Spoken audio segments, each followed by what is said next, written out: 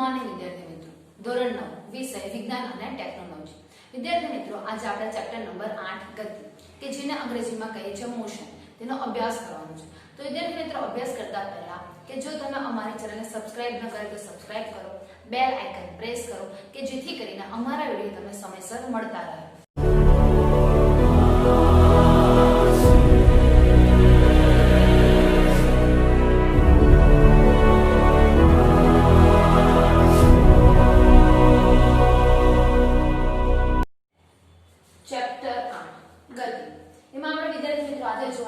વેગ વિરુદ્ધ સમયનો આલેખ. તો વિદ્યાર્થી મિત્રો, વેગ વિરુદ્ધ સમયના આલેખની અહીંયા વાત કરેલી છે. તો આપણે આગળ વધીએ કે સુરેખ પથ પર ગતિ કરતી એક વસ્તુના વેગમાં સમય સાથે થતા ફેરફારને વેગ વિરુદ્ધ સમયના આલેખ દ્વારા દર્શાવે છે. તો વિદ્યાર્થી મિત્રો, એ કીધું છે કે સુરેખ પથ પર ગતિ કરતી એટલે કે જે સીધી રેખામાં ગતિ કરતી હોય, જે એક વસ્તુના વેગના સમય સાથે એટલે કે સમય સાથે શું છે એમ કે એમાં ફેરફાર થાય છે કે તેનો વેગ વિરુદ્ધ સમયના આલેખ દ્વારા એટલે કે જે આલેખ છે એ દ્વારા એટલે દર્શાવવામાં આવેલો છે. તો આ આલેખમાં સમયને x અક્ષ પર અને વેગને y અક્ષ પર દર્શાવ્યો છે. તો વિદ્યાર્થી મિત્રો, આ જે x અક્ષ છે તો x અક્ષ પર સમય અને y અક્ષ પર વેગ દર્શાવવામાં આવેલો છે. તો અહીંયા વાત કરેલી છે કે જો વસ્તુ સમાન વેગથી ગતિમાન એટલે કે જો વસ્તુ સમાન વેગથી વેગ કેવો હોય છે કે સમાન, જે આપણને અહીંયા જોવા મળે છે. એટલે કીધું છે કે વેગથી ગતિમાન હોય તો સમય સાથે વેગ વિરુદ્ધ સમયના આલેખમાં એટલે કે ઊંચાઈમાં કોઈ ફેરફાર થતો નથી. તો વિદ્યાર્થી મિત્રો, કે જો એનો વેગ સમાન હોય તો તેની જે ઊંચાઈ છે તેની આજે આપણને આપેલું છે એમાં શું છે કે કોઈ ફેરફાર થતો નથી. તેથી તે x અક્ષને કેવું મળે છે કે સમાંતર મળે છે. તો વિદ્યાર્થી મિત્રો, અહીં આપણે કહી શકીએ કે આ x અક્ષ છે અને આ શું કહે છે કે વેગમાં કોઈ ફેરફાર થતો નથી. એટલે કે સમય બદલાય છે પણ એનો વેગ કેવો છે કે જે છે એ જ રહે છે. એટલે કે અહીંયા આપણને x અક્ષના લાઈન જે મળે છે કેવી મળે છે કે સમાંતર મળે છે. તે કીધું છે કે એક સમાંતર રેખા એટલે કે એક સીધી રેખા કે હશે. તો આકૃતિ આપણને જે અહીંયા શું છે કે આલેખમાં આપેલું છે. તો અહીંયા આપણે x અક્ષ જે સમય જ્યાં કલાકમાં આપેલું છે 1 કલાક 2 કલાક 3 કલાક ને 4 કલાક. અને વેગ અહીંયા આપણને આપેલું છે કે 10 કિલોમીટર 20 કિલોમીટર 30 કિલોમીટર 40 અને 50. તો એ રીતે આપણને શું છે કે વેગ આપેલો છે. તો 1 કલાકમાં કેટલું અંતર કાપે છે, 2 કલાકમાં કેટલું, 3 કલાકમાં કેટલું ને 4 કલાકમાં કેટલું.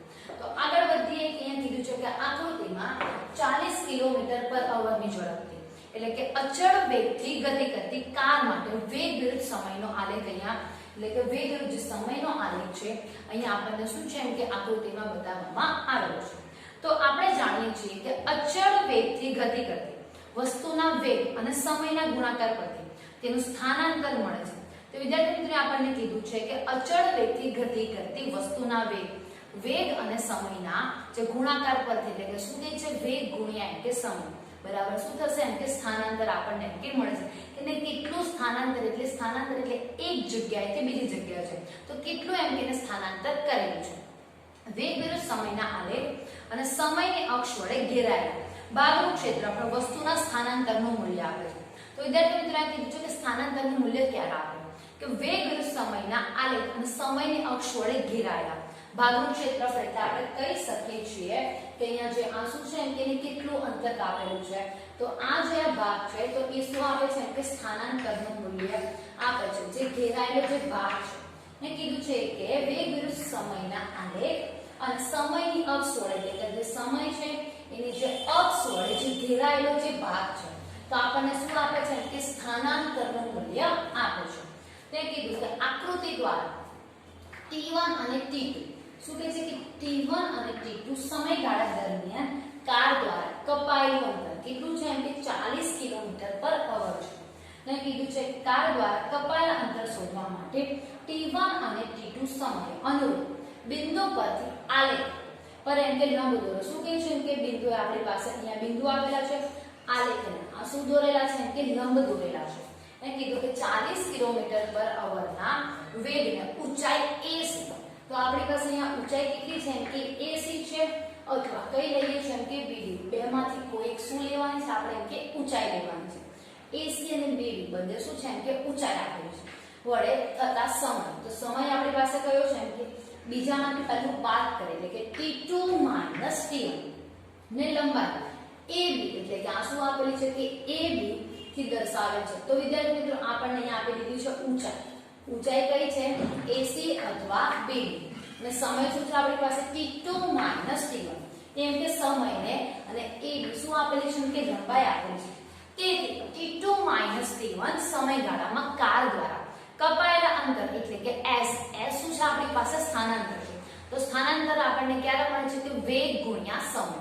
તો કે s ને નીચે પ્રમાણે આપણે શોધી શકીએ છીએ. તો વિદ્યાર્થી મિત્રો આપણે કહી શકીએ કે વેગ તો વેગ આપણી પાસે અહીંયા કેટલો લઈએ છે ac એ શું છે એમ કે ઊંચાઈ.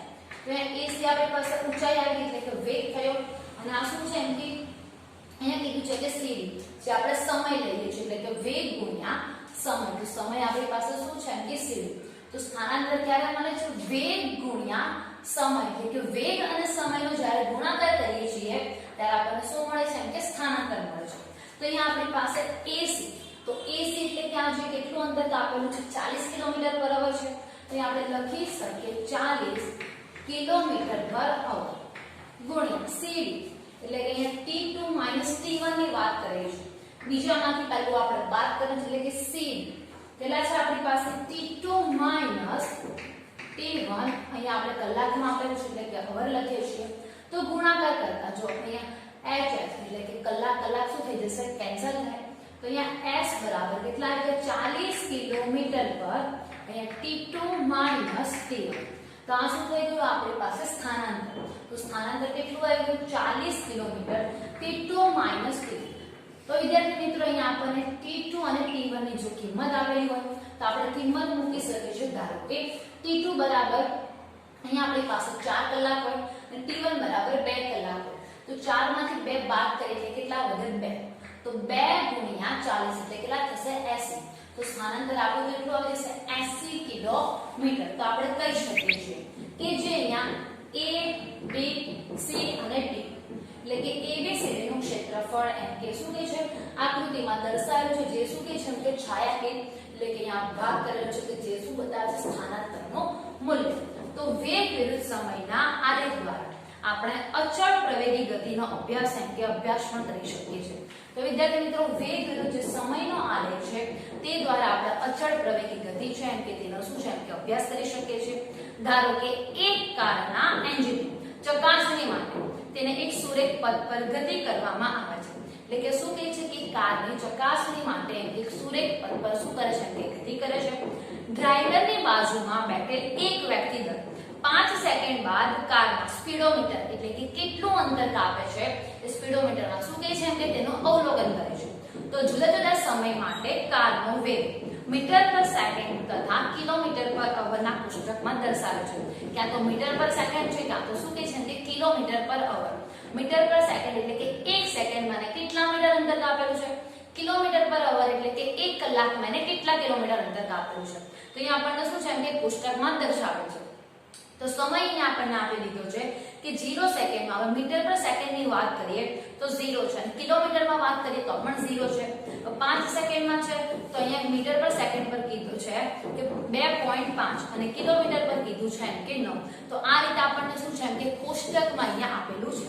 તો વિદ્યાર્થી મિત્રો આગળ વધીએ કે આ કિસ્સામાં કારની ગતિ માટે કે વેગ વિરુદ્ધ સમયનો આલેખ આકૃતિમાં દર્શાવેલો છે.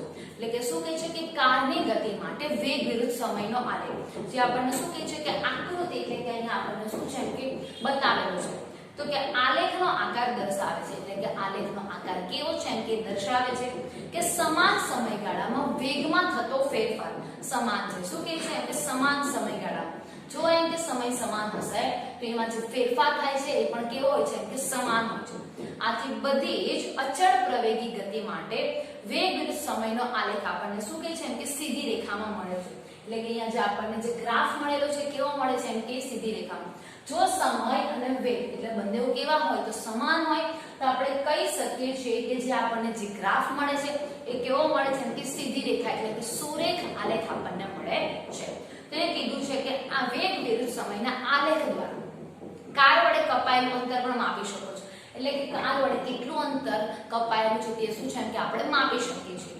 તો એ કીધું છે વિદ્યાર્થી મિત્રો કે વેગ વિરુદ્ધ સમયના આલેખ નીચે ઘેરાયેલા ભાગનું ક્ષેત્રફળ આપેલ સમયગાળામાં કાર દ્વારા કપાયેલ અંતર એટલે જે કપાયેલ જે અંતર છે શું આપે છે એમ કે સ્થાનાંતરનું મૂલ્ય એટલે કે કેટલું અંતર કાપેલું છે શું આપે છે એમ કે સ્થાનાંતરનું મૂલ્ય તે વાત કરેલી છે કે જો કાર અચળ વેગથી ગતિ કરતી હોય તો આલેખ એટલે અહીંયા આપણને કીધું છે કે આલેખ અહીંયા આકૃતિ 8.6 માં દર્શાવેલ ભાગ ABCD એટલે કે તેને કાપેલ અંતર દર્શાવે છે તો વિદ્યાર્થી મિત્રો કીધું છે ABCD એટલે કે અહીંયા જે કાપેલું અંતર ABCD શું કહે છે એમ કે જે કાપેલું અંતર છે તે દર્શાવે છે કે પરંતુ કારનો વેગ પ્રવેગી ગતિના કારણે બદલાતો હોવાથી કાર દ્વારા કપાયેલ અંતર s વેગ વિરુદ્ધ સમયના આલેખમાં દર્શાવેલ ક્ષેત્રફળ એટલે કે ABCD દ્વારા અંકે મેળવી શકાય છે તો વિદ્યાર્થી મિત્રો કીધું છે કે કારનો વેગ પ્રવેગી ગતિ દ્વારા અંકે બદલાતો હોવાથી કાર દ્વારા જે કપાયેલ અંતર છે તે અંકે